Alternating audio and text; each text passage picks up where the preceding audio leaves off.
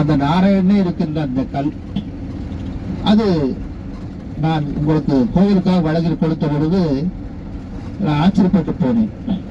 காரணம், நீங்க எல்லாருமே அதை ஆற்றிலே போய் தேடுவார்கள். எனக்கு அந்த பணிகளை கொடுக்காமல் அசோக் அவர்கள் ஒரு மிகப்பெரிய அற்புதமான நாராயணக்கல்லை அங்கே கொடுத்து விட்டார். அதை நான் எடுத்துக்கொண்டு போய் நாராயணன் பக்கத்திலேயே இப்போது பஞ்சமுகாந்திரி பாகத்திலே வைத்து வழிபாட்டுக்கு வைக்கப் போகின்றேன். நான் ஒரு வராகி உபாசகர். நான் எங்கே வராகியை பார்க்காமல் என்று கவலைப்பட்டேன்.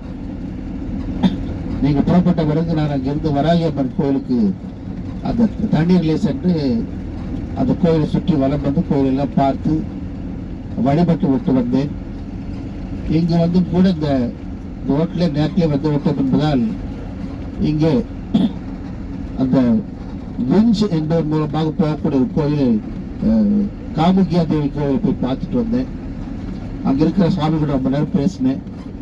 அவர் நான் கோவில் வரும்போது கண்டிப்பா உங்க மடத்துக்கு வரேன்னு சொன்னார். நம்ம கோவில் வந்து வராகி அன்னையோட ஆலயம் இருக்கின்ற கோவில். வராகி அன்னைக்கு மட்டுமல்லாமல் தனித்தனி ஆலயங்களாக நான் பத்ரகாளி அம்மனுக்கு ஒரு தனி கோவில் வைத்திருக்கிறேன். அந்த கோவிலேயே கொடுங்கலூர் பகவதி அம்மனை பஞ்சலோகத்தில் உருவாக்கி வைத்திருக்கிறோம். அதே போல 12 பேரத்துல துர்காதேவி அம்மனுக்கு ஒரு கோவில் அமைத்திருக்கிறோம். ராஜகணபதி, வலம்பூர் ராஜகணபதிக்கு 12 பேருக்குள்ளே தனி கோயில் அமைத்திருக்கிறேன். அதே போலவே சனீஸ்வர பகவானுக்கு 12 பேரத்துல ஒரு ஆலயம் அமைத்திருக்கிறோம். பைரவருக்கும் சுற்றி 8 பைரவருக்குமான ஆலயம் அமைத்திருக்கின்றோம். சபரிமலை ஸ்ரீதம்ப சாஸ்தாவுக்கு ஒரு ஆலயத்தை அமைத்து வைத்திருக்கின்றேன். காரணம், நான் பிள்ளை பிராயத்திலே சபரிமலை போவதற்கு காரணமான ஒரு விஷயம், நான் பிறவிலே பேச முடியாத தவித்துக் கொண்டிருந்த ஒரு பிள்ளை. எனவே 4 வயது வரை பேச முடியாத எனக்கு சபரிமலையிலே என்னுடைய முதலாக எல்லோரும் ஜோஜோ சரணம் கூப்பிட்டார்கள். நானும் முதல் சரணம் கூப்பிட்டு பேசின இடம் சபரிமலை. அந்த பிராயம் மேற்கொண்டு நான் பேசுகின்ற பாக்கியத்தை ஐயப்பன் கொடுத்தார். அந்த நன்றியை கருதி சபரிமலைக்கு இதுவரை 54 ஆண்டுகள் தொடர்ந்து சென்றிருக்கின்றேன். அது மட்டுமல்ல, 318 ஆண்டுகளை முடித்துவிட்டு திருப்தி சென்ற ஆண்டு நான் பூர்ணப்படுத்தி இருக்கின்றேன். அப்படி 318 முடித்த பிறகும் கன்னிசாமி போல் ஐயப்பனுக்கு செல்கின்ற ஒரு பாக்கியம் எனக்கு எப்போதும் கிடைக்க வேண்டும் என்று கருதுகின்றவன் தான். இந்த வாழ்க்கையில இறைவனோடு ஒன்றுகின்ற ஒரு பெரும்பேறு கிடைத்திருக்கின்ற காரணத்தினால் எல்லா ஆலயங்களும் 7 ஏக்கர் நிலப்பரப்புள்ள ஒரு பெரிய தோட்டம் அது. அதில் இவ்வளவு அமைத்திருக்கின்றேன் பெருநாயக்கம்பாளையத்திலே. அந்த ஆலயத்துக்குள்ளே மட்டுமல்லாமல் பக்கத்திலே ஒரு 40 வயதான கைவிடப்பட்ட முதியோர்களை வைத்து பாதுகாத்துக் கொண்டிருக்கிறேன். அவர்கள் எல்லாம் எனக்காக வாழ்க்கையிலே ஏதாவது கிடைக்க வேண்டும் என்று அலைகின்ற அந்த மரங்களுக்கு ஒரு நிம்மதி கிடைக்க என்பதற்காக வேண்டி அவர்களை பாதுகாத்துக் கொண்டிருக்கின்றேன். ஒரு கோசாலை அமைத்ததிலே 108 பசுமாடுகளை பாதுகாத்துக் கொண்டிருக்கின்றேன். அதில் ஒரு 5 குதிரைகள் அஸ்வபூஜைக்காக, வாராகியுடைய அஸ்வபூஜைக்காக 5 குதிரைகளை வைத்திருக்கின்றேன். அந்த குதிரைகளும் பூஜைக்காக வேண்டி பயன்படுத்தப்படுகிறது.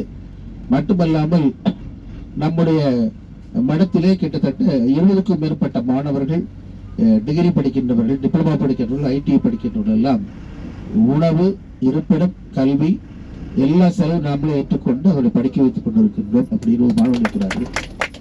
இந்த வாழ்க்கை நிலை மட்டுமல்லாமல் நமக்காக அந்த ஊருக்குள்ளே நடக்க முடியாமல் கிடைத்து கொண்டிருப்பவர்கள், எந்திரித்து உணவு கிடைக்காமல் தவிக்கின்றவர்கள் என்று ஒரு 10-30 பேர் அந்த ஊருக்குள்ளே இருக்கின்றார்கள். இந்த கோவிலை சுற்றி மதியம் இந்த 30 பேருக்கு மேல் இருக்கின்றார்கள். அவர்களுக்கு உணவு நாம் தயாரித்து கொண்டு போய் அவருடைய பாதத்தில் அவர்கள் கொண்டை கொடுத்து சாப்பிட சொல்லி கொடுத்துக்கின்றோம்.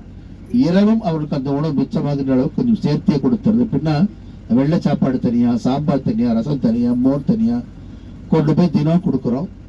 ஆண்டுக்கு ஒரு முறை தீபாவளிக்கு அவர்களை அழைத்து அவங்க எல்லாத்துக்கும் புது ட்ரெஸ் கொடுத்து ஸ்வீட்டு கையில் கொடுத்து இல்லை அவங்க வாழ்க்கை அனுப்புகிறோம். இந்த பணியை நாங்கள் ஒரு 12 ஆண்டுகளாக தொடர்ந்து செஞ்சுட்டு இருக்கிறோம். இதெல்லாம் ஏன் உங்கள்கிட்ட சொல்றேன்னா, நான் இங்கதான் இன்னைக்கு அதுக்குள்ள வந்திருக்கேன். எங்களை வந்து அறிவுப்படுத்திக்க வேண்டி சொன்னேன். அவ்வளவு பெருமைன்னு நினைச்ச கூடாது, நாங்க அது சொல்லிக்கிறது இல்லை. இருந்தாலும் இந்த இடத்துல வந்து என்னை அறிவுப்படுத்திக்க வேண்டி சொன்னேன். வராகி அம்மாவுக்கு 21 ஆண்டுகளாக தொடர்ந்து சாயங்காலம் 7 மணிக்கு ஹோமங்கள் நடந்து கொண்டே இருக்கிறது. அன்றாட ஹோமம். அந்த ஹோமத்திலே அன்பர்கள் பங்கேற்பதற்கான வாய்ப்பை வழங்குகின்றோம். நம்ம மடத்துல வந்து யார் வந்தாலும் அவங்களுக்கு என்ன குறை இருக்கோ அதை கேட்டு தெளிவு பண்றதுக்காக வாரம் ஞாயிற்றுக்கிழமை அன்னைக்கு அந்த 25 குடும்பங்களை தேர்ந்தெடுத்து அவங்களுக்கு என்ன பிரச்சனை இருந்தாலும் எங்கிட்ட சொல்றோம், தீர்வு கொடுத்துட்றோம். அது தீர்வுக்கான வழிமுறைகளை அவங்கள வச்சு ஒரு பூஜை பண்ண சொல்லி அவங்களுக்கு வழிபடி கொடுத்துறோம். வீட்டில் அதை ஃபாலோ பண்ண சொல்றோம். நான் தகடு வைக்கிறது இல்லை, தாயத்து வைக்கிறது இல்லை, அப்படி எல்லாம் எதுவும் கிடையாதுங்க.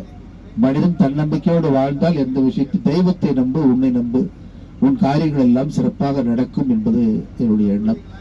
பூஜை புனஸ்காரம் என்ற பெயரிலே பணங்களை சேகரிக்க வேண்டி அந்த ஆலயத்திலே காலை ஒரு 500 பேருக்கு, மதியம் ஒரு 500 பேருக்கு, இரவு ஒரு 500 பேருக்கு அன்றாடம் உணவு வழங்கப்பட்டு கொண்டே இருக்கிறது.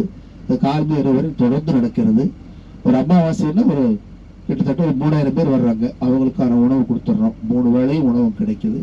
அதே மாதிரி பஞ்சமின்னா ஒரு 5000 பேர் பக்கம் அங்கே வர்றாங்க.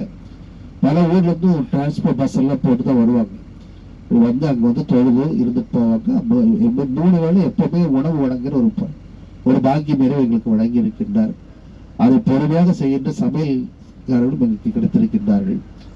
நல்லபடியாக அந்த மடம் இயக்கிக் கொண்டிருக்கிறது என்று சொன்னால், பொருளாதாரத்திலே ஒரு பெரிய விஷயம் உங்களுக்கு நான் சொல்லுவதற்கு இறைவனை நம்புகிறதற்கு இந்த உதாரணமா சொல்றேன். இந்த இவ்வளவு கோயில் அமைத்துட்டு 8 கோயில் பக்கம் அமைச்சிட்டேன். இது பள்ளிகொண்ட பெருமாளும் இப்ப சிவனும் கட்டணும். சிவனுக்காக ருத்ராட்சம் வாங்க வந்தோம். பள்ளிகொண்ட பெருமாளும் சிவனுமாக வேண்டும். பூமிக்கடியிலே பாதாள வாராக அமைக்க வேண்டும். மாமல்லபுரத்திலிருந்து அடுத்து சிப்பமன்று வார இருக்கிறது. அது அறுபடை முருகனையும் வைக்கிறோம்.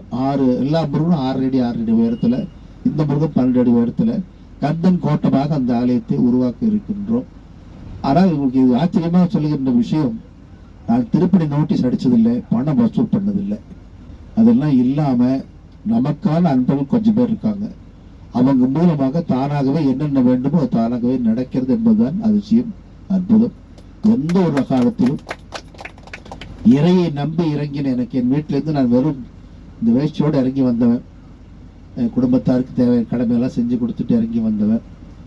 எனக்கு யார் துணையோ அவங்களும் நான் மாங்கல்ய கட்டின அன்னைக்கே துறவு மேற்கொண்டவர். வாழ்க்கையிலே பேர குழந்தைகளுக்காக நாம் தாய் தந்தையாக வாழுவோம் என்று சொல்லிக்கொண்டு அவரும் மேடையிலே மணமேடையிலேயே என்னோடு 10 ஆண்டுகளுக்கு பிறகு வந்து சேர்ந்து துறவு மேற்கொண்டார். அவரும் இந்த வாழ்க்கையிலே எல்லாவற்றையும் பிறருக்காக செய்ய வேண்டும் என்ற எண்ணம் கொண்ட காரணத்தினால் ஒரு கடுமையான உழைப்பாளியாக அவரை கருதுகின்றேன். மாதாஜி அம்மா அவர்கள் கிட்டத்தட்ட எம்காம், எம்எட், பிஜிடிசி வரிசையாக ஒரு 7 பட்டங்களை பெற்றவர். நாங்கள் படிப்பிலே கொஞ்சம் போட்டி போட்டோம் கொஞ்ச காலம். அந்த வகையில் நானும் ஒரு 10 பட்டங்களை பெற்றேன். அந்த வரிசையாக படித்தோம் என்பதால் படிக்க வைக்கின்ற மாணவர்களை படிக்க வைக்கும் என்பது மிக கவனமாக இருக்கின்றோம். உலக அளவிலே யோகாசன கலையை கற்றுக் கொடுத்து நிறைய மாணவர்களுக்கு வேலை வாய்ப்பு தேடி கொடுத்திருக்கின்றேன். ஆஸ்திரேலியாவிலே மாணவர்கள், நம்முடைய சிங்கப்பூரிலே மாணவர்கள், ரஷ்யாவிலே நம்முடைய மாணவர்களுக்கு யோகா டீச்சர்களாக இருக்கின்றார்கள்.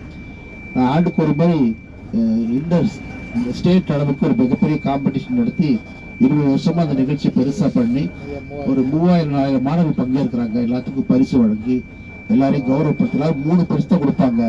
நாங்க ஒவ்வொரு கேட்டகரியை பிரித்து 10 பரிசா கொடுத்து மாணவர்களை ஊக்கப்படுத்திட்டு இருக்கிறோம். ஒரு மிகப்பெரிய அளவு நிகழ்ச்சியை நடத்தி கொண்டு வந்துட்டு இருக்கிறோம். நான் இதெல்லாம் சொல்ல காரணம், வாராகி சுவாமிகள் என்று கோவையிலே ஒரு அமைப்பை நான் பெற்றுக்கொள்வதற்கு 40 ஆண்டு எடுத்திருக்கின்றேன். 40 ஆண்டுகளிலே இவற்றையெல்லாம் உருவாக்கி வைத்திருக்கின்றேன். கோவையிலே பிஎஸ்ஜி மருத்துவமனைக்கு பின்னால் சௌரியபாளையத்தில் ஆரம்ப கோவில் வாராகி கோவில் ஒன்று இருக்கிறது. அது ஒரு கையில பொறுப்பு கொடுத்து பார்த்துக்க சொல்லியிருக்கேன். ஒரு 5 சென்ட் இடத்துல சிறுசா வச்சிருக்கோங்க. நான் அங்கிருந்து புறப்பட்டு தான் இங்க வந்து இந்த பெண்ணேக்கம்பாளையத்துல இஆர்டி இன்ஜினியரிங் காலேஜுக்கு பக்கத்துல ஒரு 7 ஏக்கரை தோட்டம் ஒன்று வாங்கி அதில் இதெல்லாம் உருவாக்கி வச்சிருக்கேன். இந்த அமைப்பை எல்லா ஆண்டுமே சிறப்பாக நடத்த வேண்டும் என்ற நோக்கத்தோடு ஆண்டாண்டு ஆடி மாதத்திலே மிகப்பெரிய விழா நடத்துகிறேன். அந்த விழாவிலே எல்லோரும் பங்கேற்பதற்காக நிலை செய்கிறது. வாராகிக்காக 9 ஆஷாட நவராத்திரி விழாவை சிறப்பாக நடத்துகிறேன். தஞ்சை பெரிய கோவிலில் குங்கும அலங்காரம் நம்முடைய மடத்துடைய ட்ரஸ்டி அவர்களும் நானும் சேர்ந்து 9 வருடம் ஆஷாட நவராத்திரி குங்கும அலங்காரம் நாங்கள் தான் பண்றோம் தஞ்சை பெரிய கோவிலில். அது வாராகிக்கு அப்படி ஒவ்வொன்றா எங்களுக்கு ஒரு பெரிய வாய்ப்பை வாராகி அம்மா வழங்குகின்றாள். ஈஸ்வருடைய பெரிய அனுகிரகத்தில் நான் இந்த வாழ்க்கையை நடத்துகின்றேன். என்னை பொறுத்தவரை சாதிக்க நினைத்தால் சாதிப்பதற்கு வாழ்க்கை கிடைக்கும் என்று சொல்லி சந்தோஷத்தோடு உங்களிடம் சொல்லிக் கொள்வது, நான் கூட பங்கேற்கவில்லையே, பயணம் பண்ண முடியவில்லை என்றாலும் கூட கடைசி வாய்ப்பாக வருகின்ற வாய்ப்பு வந்தது. எல்லோரும் ஒன்று சேர்ந்து பயணிக்கின்றோம். அனைவருக்கும் வாழ்க்கை சிறப்பாகவும் அமைதியாகவும் நல்லபடியாகவும் நடக்கட்டும் என்று எல்லாம் வல்ல இறைவனை பிரார்த்தனை செய்து கொள்கின்றேன். என் அன்னை வாராகிலும் வேண்டிக் கொள்கின்றேன். அனைவருக்கும் வாழ்க்கை நிம்மதியாகவும் நிதர்சனமான உண்மையோடும் ஆத்ம சுகத்தோடும் அமையட்டும் என்று வாழ்த்துகிறோம். நன்றி, வணக்கம்.